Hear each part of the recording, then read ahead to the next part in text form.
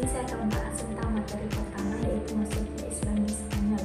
Sebelum Islam masuk di Spanyol, Spanyol dikuasai oleh kerajaan Visigoth yang Kristen, namun mengalami kemunduran dan perpecahan internal pada tahun 711 Masehi.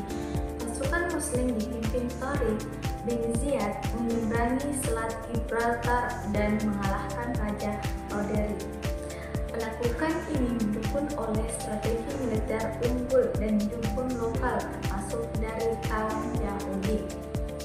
Setelah itu, Musa bin Nusayr membawa tambahan pasukan dan memperluas wilayah kekuasaan Islam di semenanjung Iberia.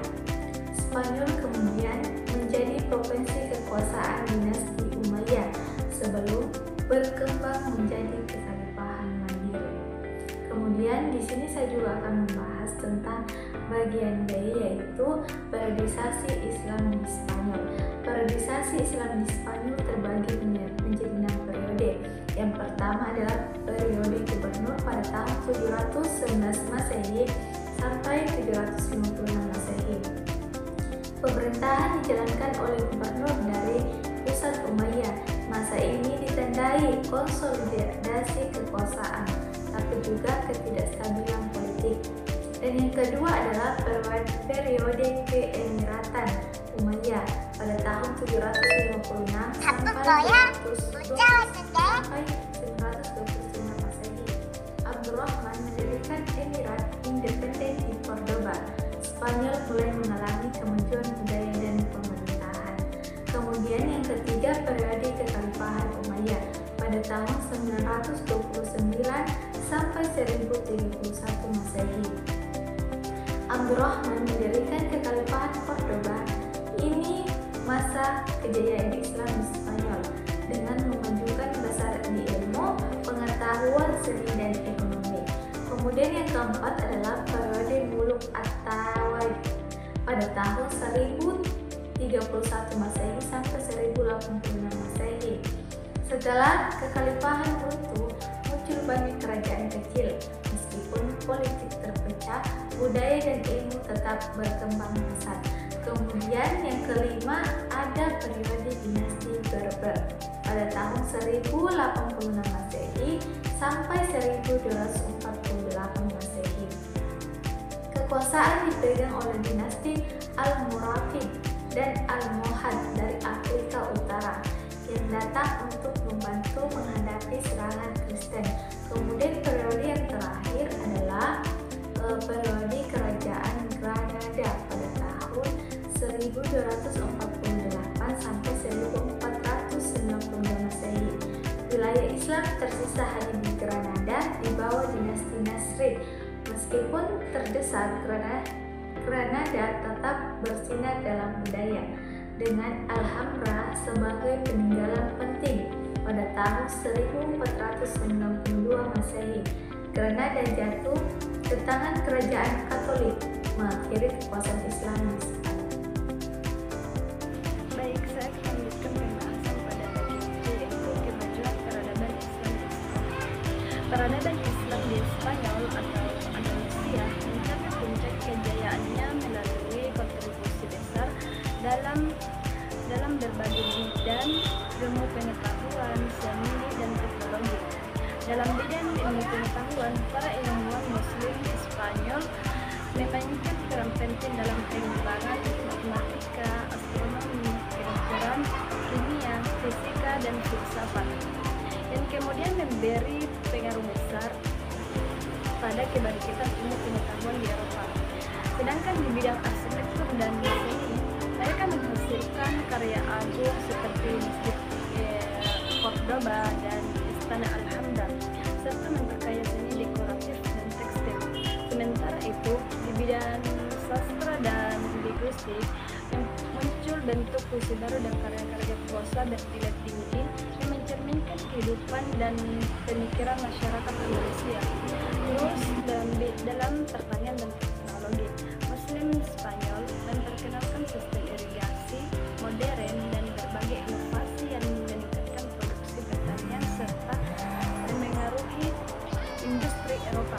Kejayaan ini menjadikan Andalusia sebagai pusat intelektual dan budaya dunia pada masanya, serta menjadi jembatan penting dalam transit ilmu pengetahuan dari dunia Islam ke barat. Baik, di sini saya akan melanjutkan materi keempat, yaitu pengaruh peradaban Islam Spanyol di Eropa.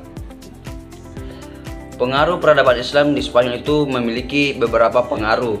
Yang pertama itu dalam ilmu pengetahuan dan pendidikan, seperti ilmu matematika, astronomi, kedokteran, kimia, dan filsafat. Ilmuwan seperti Ibnu Sina, Al-Farabi, Al-Kindi, Al-Sahrawi, dan Ibnu Ras sangat berpengaruh dalam perkembangan ilmu di Eropa. Yang kedua itu pengaruh dalam pola filsafat dan pemikiran. Pemikiran Ibnu Ras memengaruhi tokoh-tokoh besar Eropa seperti Thomas Aquinas. Yang pengaruh yang ketiga itu yaitu sistem pendidikan. Model pendidikan atau sistem pendidikan Islam seperti madrasah dan Baitul Hikmah menginspirasi pendirian universitas-universitas awal di Eropa seperti Universitas Bologna, Oxford, dan Paris. Yang keempat itu pengaruh terhadap teknologi dan inovasi. Teknologi irigasi, kincir air, dan teknik pertanian dari Andalusia meningkatkan hasil pertanian di Eropa. Seperti peralatan medis dan bedah karya Al-Sahrawi menjadi standar dalam dunia kedokteran di Eropa. Yang kelima itu pengaruh terhadap bahasa dan sastra. Banyak istilah dalam bahasa Latin dan Eropa modern yang berasal dari bahasa Arab, khususnya dalam bidang matematika, astronomi, dan kimia.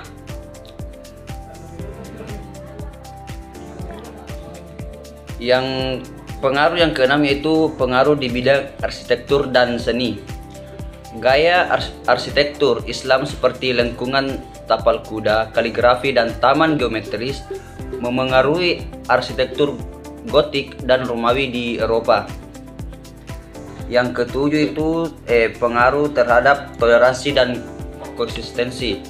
Di masa kejayaan Andalusia, Muslim, Kristen, dan Yahudi hidup berdampingan dalam suasana relatif yang lebih toleran. Model ini menjadi contoh bagi sistem pluralisme di Eropa di kemudian hari. Sekian dari saya. Selanjutnya saya akan menjelaskan bagian E, yaitu faktor-faktor kemunduran Islam di Spanyol. Al-Andalus adalah hasil dari kombinasi internal dan eksternal yang saling berkaitan.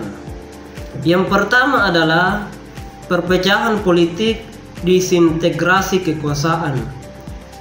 Setelah masa kejayaan di bawah kekhalifahan Umayyah di Cordoba, Spanyol Islam terpecah menjadi kerajaan-kerajaan kecil yang dikenal sebagai Tahawaib atau Taifas.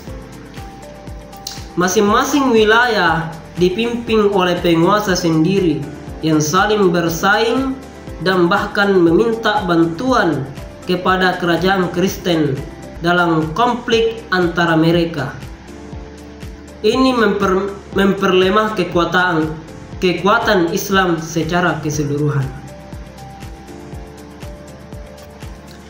Selanjutnya yang kedua adalah melemahnya kepemimpinan. Pemimpin-pemimpin setelah masa keemasan Umayyah banyak yang tidak kompeten dan lebih mementingkan kekuasaan pribadi dibandingkan kepentingan umat. Ini menyebabkan lemahnya sistem pemerintahan dan ketidakstabilan. Selanjutnya yang ketiga adalah serangan dari luar. Kerajaan-kerajaan Kristen di utara Spanyol seperti Castile, Aragon, dan Leon secara perlahan melakukan penaklukan kembali wilayah-wilayah yang dikuasai Islam. Dengan kelemahan internal umat Islam, gerakan ini berhasil merebut kota-kota penting seperti Toledo, Sevilla, dan akhirnya Granada. Kemudian yang keempat adalah kemunduran moral dan sosial. Kesenangan duniawi, kemewahan, dan gaya hidup mewah mulai menjangkit para bangsawan dan penguasa Islam di Spanyol. Semangat jihad dan dakwah pun memudar. Kemudian bagian yang kelima yaitu lemahnya ekonomi dan militer.